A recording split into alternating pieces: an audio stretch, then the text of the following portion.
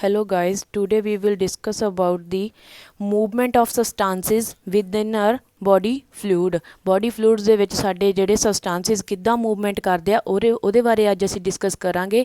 ਇਹ ਜਿਹੜੇ ਸਾਡੇ substances ਆ ਉਹ movement ਆ ਉਹ ਦੋ ਤਰ੍ਹਾਂ ਦੇ ਪ੍ਰੋਸੈਸ ਨਾਲ ਹੁੰਦੀ ਆ, ਜਿਹਨੂੰ ਆਪਾਂ ਕੀ ਕਹਿੰਦੇ ਆ, ਡਿਫਿਊਜ਼ਨ ਔਰ ਓਸਮੋਸਿਸ।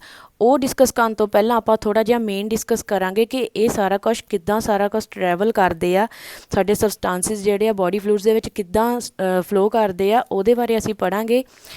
ਦਾ ਫਸਟ ਜਿਹੜਾ ਮੇਨ ਆ ਉਹ ਕੀ ਆ, ਬੈਰੀਅਰ ਕੰਮ ਕਰਦਾ ਆ ਸਾਡੀ ਸੈੱਲ ਮੈਂਬਰੇਨ। ਫੋਰ ਐਗਜ਼ਾਮਪਲ ਆ ਸਾਡਾ ਸੈੱਲ ਆ, ਠੀਕ ਆ।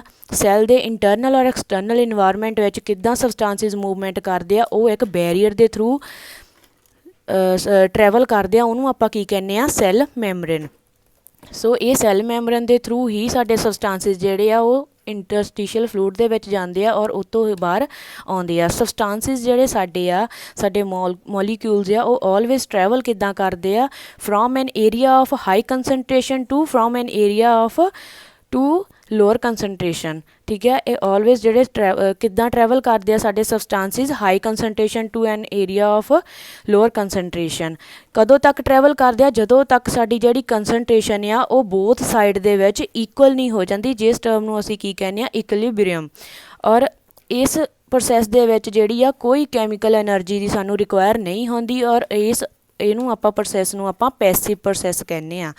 ਇਸ ਤੋਂ ਇਲਾਵਾ ਇੱਕ ਅਗੇਂਸਟ ਕੰਸਨਟ੍ਰੇਸ਼ਨ ਗ੍ਰੇਡੀਐਂਟ ਇੱਕ ਕੰਮ ਕਰਦੇ ਆ, ਸਾਡੇ ਸਬਸਟੈਂਸਿਸ ਮੂਵ ਕਰਦੇ ਆ। ਉਹ ਕਿੱਦਾਂ ਕੰਮ ਕਰਦੇ ਆ, from an area of lower concentration to area an high ਕੰਸਨਟ੍ਰੇਸ਼ਨ।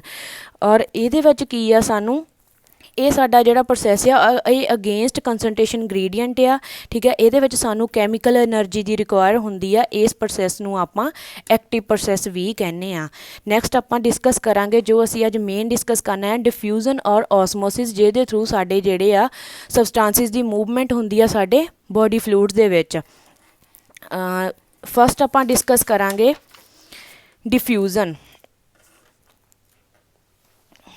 Diffusion ਕੀ ਆ, ਡਿਫਿਊਜ਼ਨ ਇਜ਼ ਦਾ, ਜਿੱਦਾਂ ਆਪਾਂ ਪਿੱਛੇ ਪੜ੍ਹਿਆ ਆ, diffusion is the movement of the substances from high concentration to lower concentration.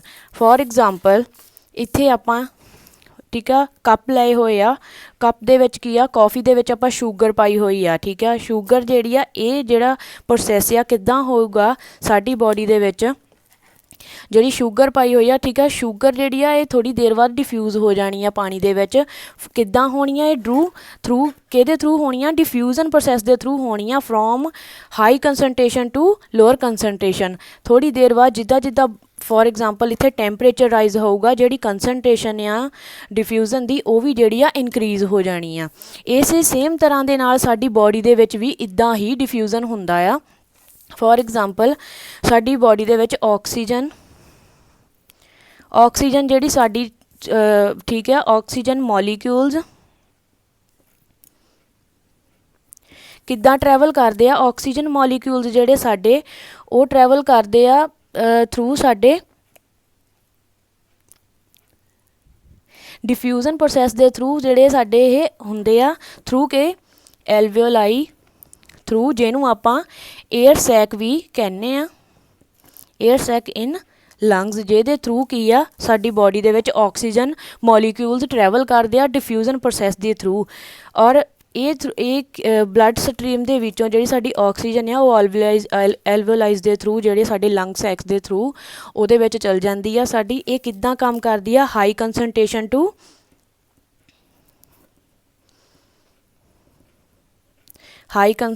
To lower concentration, ਠੀਕ ਆ।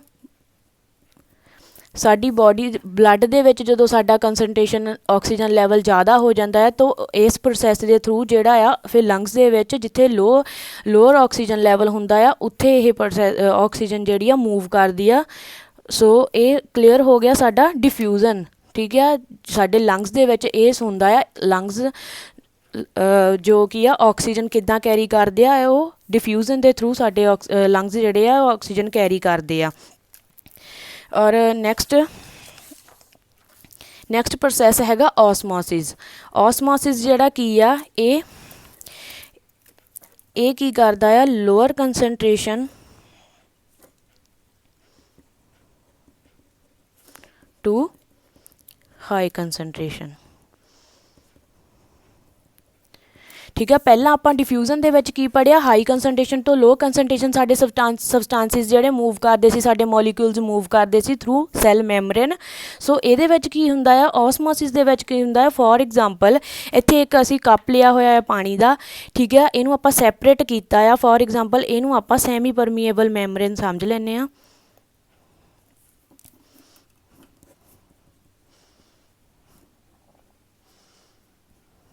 ठीक है, सैमी परमीएबल मैंबर आ जिहदे थ्रू असीं इहनूं सैपरेट कीता होया आ। वन साइड जिहड़ी साडी शुगर आ वो असीं फॉर एग्जाम्पल 1% लाई होई आ, इधरली साइड जिहड़ी आ साडी 2% शुगर आ। ठीक है, इत्थे जिहड़ा आ सम टाइम थोड़े टाइम तो बाद जिहड़ा आ जिहड़े ये सारे जो साडा सोल्यूट आ ओहदी जिहड़ी कंसनट्रेशन पूरे पानी दे विच इक्वल हो जानी आ, ये सारा साडे विच घुल जाना, डिफ्यूज़ हो जाना। ठीक है, पूरे पानी दे विच जिहड़ी शुगर आ वो घुल जानी आ। ठीक है, वो थ्रू जिहड़ा इत्थे प्रैशर आ जिहड़ी साडी सैमी परमीएबल मैमब्रेन सी, इत्थे जिहड़ा प्रैशर क्रिएट होना आ ये सारा सेम करने लई फॉर करके असीं इत्थे लिया सी, एक पासे साडी कंसनट्रेशन ज़्यादा आ सल्यूट दी, एक पासे घट आ। सो इनू सेम होने लई सैमी परमीएबल ने जो प्रैशर क्रिएट करना है उन्होंने आपां ऑसमोटिक प्रैशर कहने आ। ठीक है, जदों ये साडा जिहड़ा आह सल्यूट आ ये दोनों साइड से घुल के जिहड़ा आ वो डिफ्यूज़ हो के सेम हो जाना, उस टर्म नूं आपां की कहने आ आइसोटोनिक। ठीक है, उस टर्म नूं आपां आइसोटोनिक कहने आ। सेम इदां ही साडी बॉडी दे विच साडा जिहड़ा आ काम हुंदा, ये तां आपां एक एग्जाम्पल दे थ्रू समझाया आ कि किदां साडा जिहड़ा आ काम हुंदा आ। हुण इत्थे जिहड़ा आ उत्थे इत्थे किदां low concentration to high concentration गया आ, इत्थे जिहड़ा आ सैमी परमीएबल मैमब्रेन ने साडा वाटर जिहड़ा आ वो इधर मूव कीता आ। ठीक है, वो ऑसमोटिक प्रैशर दे नाल वाटर इधर गया तां सारा डिजोल्व होया आ। ठीक है, नैक्सट ठीक है, इहदे विच इदां ही साडी बॉडी दे विच फ्लूइड दे विच जिहड़े आ वो हुंदा आ, फॉर एग्जाम्पल साडे रैड ब्लड सैल्स आ ओहदी आपां गल करांगे। ठीक है, सो साडी ब्लड दे विच जिहड़ा मेन कंपोनेंट हुंदा वो प्लाज्मा। ठीक है, प्लाज्मा और एक पासे साडा हैगा RBCs। ठीक है, RBCs जदों साडा प्लाज्मा लैवल जिहड़ा आ फॉर एग्जाम्पल मोर डाइल्यूटेड हो गया, ठीक है, तो इधरों की होना आ, इधरों वाटर जिहड़ा आ RBCs दे विच ओ जान लग जाना। ठीक है, इधर फिर इंटरस्टिशियल फ्लूइड दे विच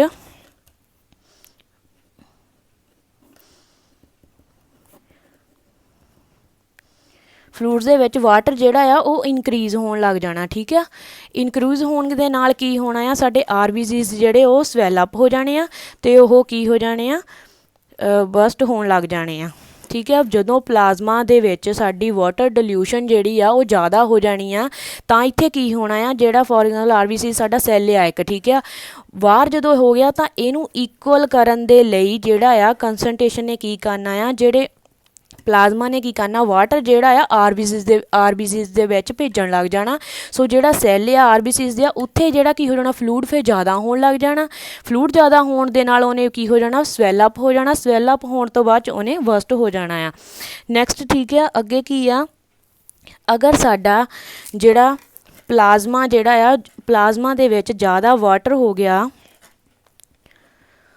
उहनूं आपां की करांगे उस टर्म नूं उदों प्लाज्मा दी उस सिचुएशन दे विच प्लाज्मा नूं असीं की करांगे हाइपरटोनिक। ठीक है, अगर जिहड़ा प्लाज्मा दे विच साडी डिल्यूशन डिक्रीज़ हो जाती है उस टर्म नूं आपां की कवांगे hypotonic. So it's all about diffusion और ऑसमोसिस। Thank you.